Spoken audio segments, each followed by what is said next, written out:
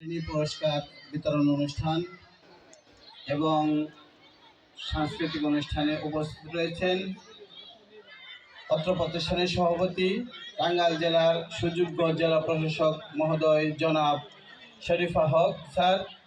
উপস্থিত রয়েছেন অতিরিক্ত জেলা প্রশাসক শিক্ষা ও আইসিটি মহোদয়। উপস্থিত রয়েছেন জেলা শিক্ষা অফিসার মহোদয়। উপস্থিত রয়েছেন আমাদের প্রেস ক্লাবের সভাপতি মহোদয়। উপস্থিত রয়েছেন জেলা প্রশাসনের অফিসারবৃন্দ। উপস্থিত রয়েছেন আমার সামনে আমাদের এখানে উপস্থিত আছেন এই প্রতিষ্ঠানের প্রাক্তন প্রধান শিক্ষক, সহকারী শিক্ষিকাবৃন্দ। উপস্থিত রয়েছেন গভর্নিং বডির সদস্যবৃন্দ, অভিভাবকবৃন্দ, শিক্ষার্থীবৃন্দ। সবাইকে আমি সালাম জানিয়ে সংক্ষেপে কিছু কথা বলবো।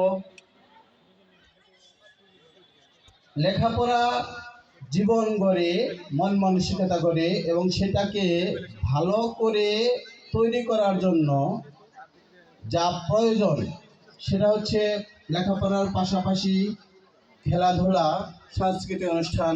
এগুলি যদি কেউ এই সাংস্কৃতিক অনুষ্ঠান এবং এই যে খেলাধুলা এগুলি যে হয়, এগুলি আসলে খেলাধুলা না, এগুলিকে আমি মনে করব শিক্ষারই একটা অঙ্গ।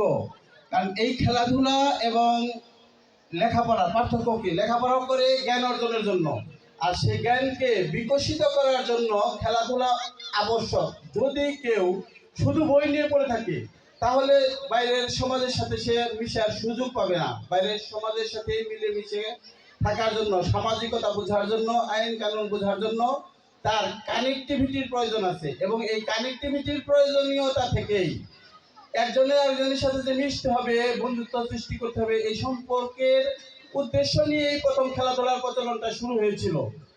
কালক্রমে এটা হয়ে গেছে জীবনের জন্য অপরিহার্য, বিশেষ করে করোনা পরবর্তী সময়ের জন্য, যখন মানুষ, ছোট মানুষ নয় শুধু, ছোট মানুষ তো অবশ্যই, বড় মানুষও মোবাইলে আসক্ত হয়ে গেছে, বাইরে যাওয়া বন্ধ হয়ে গিয়েছিল।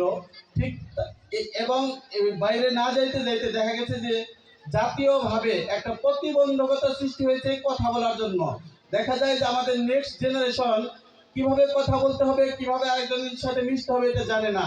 তো আমি মনে করি এই খারাপ অবস্থা থেকে বেরিয়ে আসার জন্য এই খেলাধুলা এবং সাংস্কৃতিক অনুষ্ঠান অত্যন্ত প্রয়োজনীয়। সেই প্রয়োজনীয়তাকে অনুভব করেই আমাদের প্রতিষ্ঠানের যে সভাপতি মহোদয় এখানে এসেছেন, অন্যান্য অফিসারবৃন্দ এবং অভিভাবকবৃন্দ, শিক্ষক শিক্ষা মণ্ডলী, তারা যে তাদের মূল্যবান সময় থেকে এখানে এসে কিছুটা সময় আমাদের শিক্ষার্থীদের জন্য তাদেরকে অনুপ্রেরণা দেওয়ার জন্য এসেছেন, এই জন্য আমি তাদের কাছে আন্তরিকভাবে কৃতজ্ঞ এবং তাদেরকে আমি আন্তরিকভাবে ধন্যবাদ জানাচ্ছি। তো আমি আশা করব যে আসলে আমি কিভাবে নিজের কথাটাকে কিভাবে বলি যে আমি অত্যন্ত আন্তরিকভাবে খুশি। আসলে খুশিতে এতই আত্মহারা যে আমি সেটা ভাষায় বোঝাতে পারছি না। যে স্যাররা আমাদের এখানে এসেছেন এবং বাচ্চাদেরকে অনুপ্রাণিত করছেন, বাচ্চারা তাদের অনুপ্রেরণায় অনেক বড় হবে এই প্রত্যাশা রেখে সবাইকে সালাম জানিয়ে আমার বক্তব্য শেষ করছি। আসসালামু আলাইকুম।